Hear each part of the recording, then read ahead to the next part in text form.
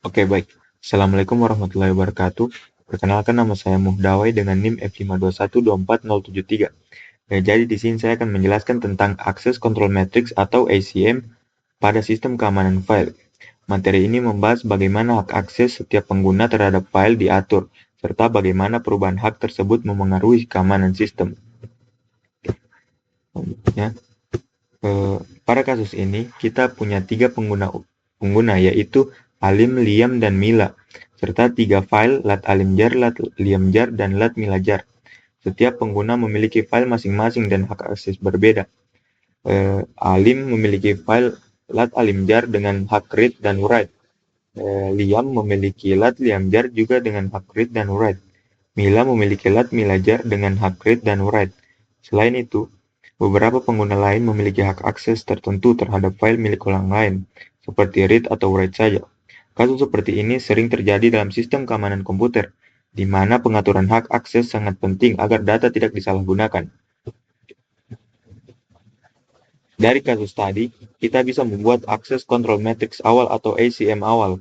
Di sini, setiap baris mewakili pengguna sebagai subjek, sedangkan setiap kolom mewakili file sebagai objek.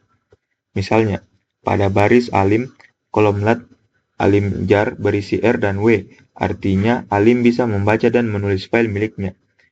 Liam memiliki hak read pada file alim, dan read-write pada file miliknya sendiri.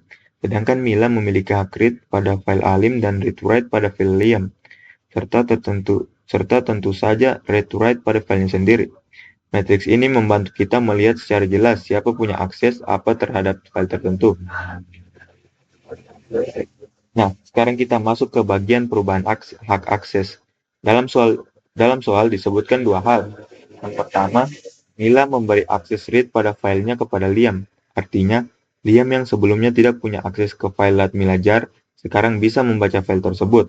Yang kedua, Ali menghapus akses read pada filenya untuk Liam. Artinya, Liam tidak lagi bisa membaca lat alimjar.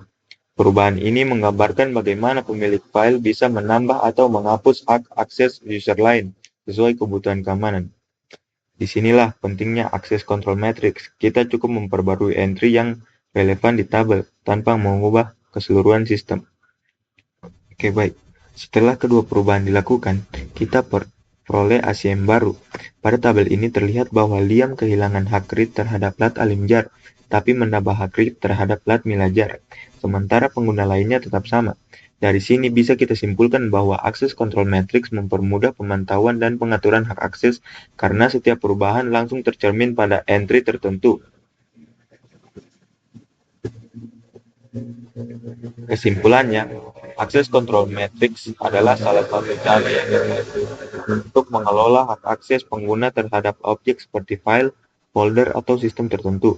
Dengan ACM, administrator dapat dengan mudah menentukan siapa yang boleh membaca, menulis, atau menghapus suatu data.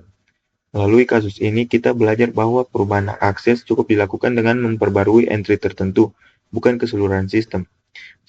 Semoga penjelasan ini membantu teman-teman memahami konsep dasar Access Control Matrix. Oke, sekian dari saya. Terima kasih.